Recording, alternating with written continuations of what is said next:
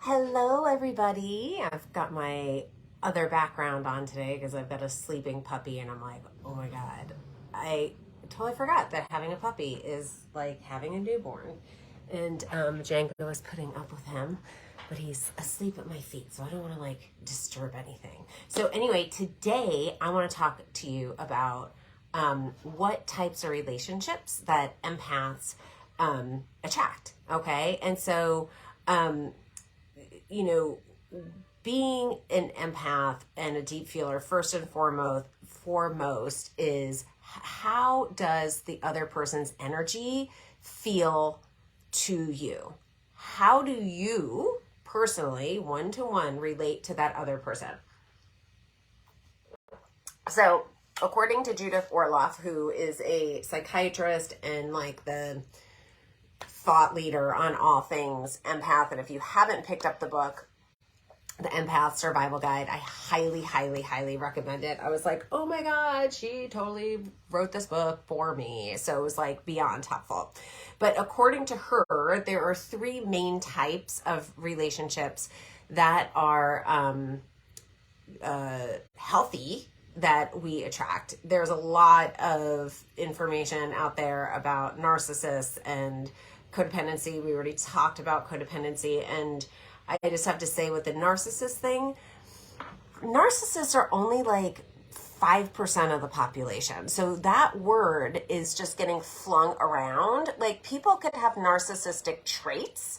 Like, they could be selfish and they could be self-centered and they could be emotionally unavailable. It does not mean that they are a narcissist. I just wanted to kind of get that little soapbox on there because I'm like, oh my God, not everybody is a narcissist, people. Okay, so, but three different types of relationships. So think about like your intimate relationships, or think about any sort of healthy relationship that is beneficial to you. And then there's, of course, always challenges. Okay, so the first one is the intellectual. This is the analyzer. This is the deep thinker.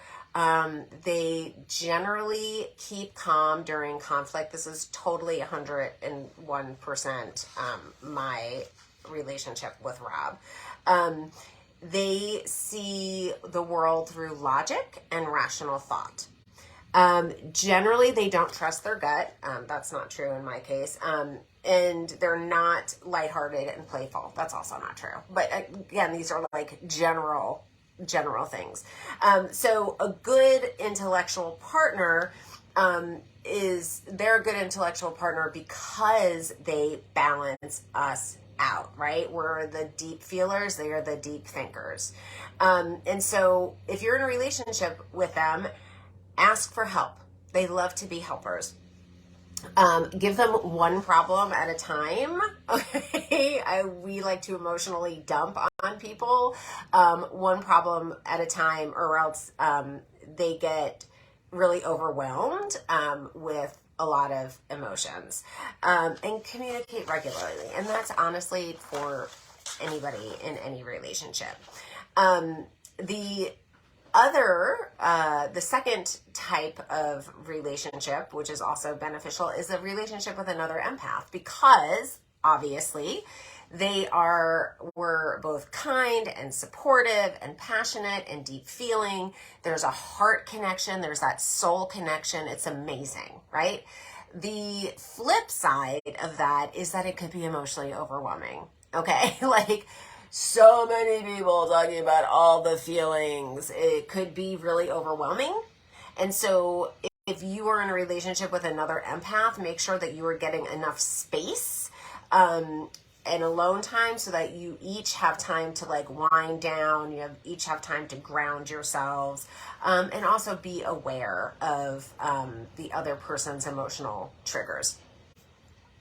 The third relationship type is the rock. Okay, this is the strong and silent type. Okay, this is that consistent. I think Rob is a combo of the intellect and the rock. Consistent, dependable, stable. They are like grounding energy like nobody's business. okay? And empaths, we love consistency. We might not know it, and I think when you don't realize you're an empath and you're doing the emotional up and down roller coaster, it is exhausting. So then when somebody comes along and gives consistency, it is like letting a tree blossom. It's just like the most soothing, amazing feeling, right?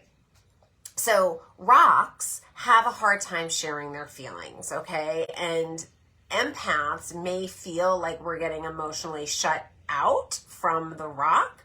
But what happens is when there's trust, when there's communication, when there's consistency, they balance each other out. And a rock can learn how to communicate their feelings clearly, and an empath can learn how to ground and balance with the rock. And so tips for being in a relationship with a rock is express gratitude and appreciation. They're big, oh my gosh, love language, losing it. I have puppy brain. Acts of service. And when they open up, and they want to contribute to a relationship. And so, and they open up more when they know how to contribute to a relationship. And, you could ask your rock to communicate, express an emotion a day. Like, I love you totally counts, right? It's little baby steps. So, like I said earlier, we are also sponges for potential toxic relationships. And like I said, narcissists are only 5% of the population. And so not everybody is a narcissist, but there could be people out there that are toxic, that are energy vampires, and are just really selfish and don't know how to express their feelings. And that does not mean that they are a narcissist, okay? So again, the most important thing to remember, how do you feel around this person? Is your energy drained? Do you feel tired or depleted, resentful after an interaction with a toxic person? And can you limit your time with them? Could you just really set boundaries? Do you have to be in a relationship with them? And again, this doesn't have to be an intimate relationship.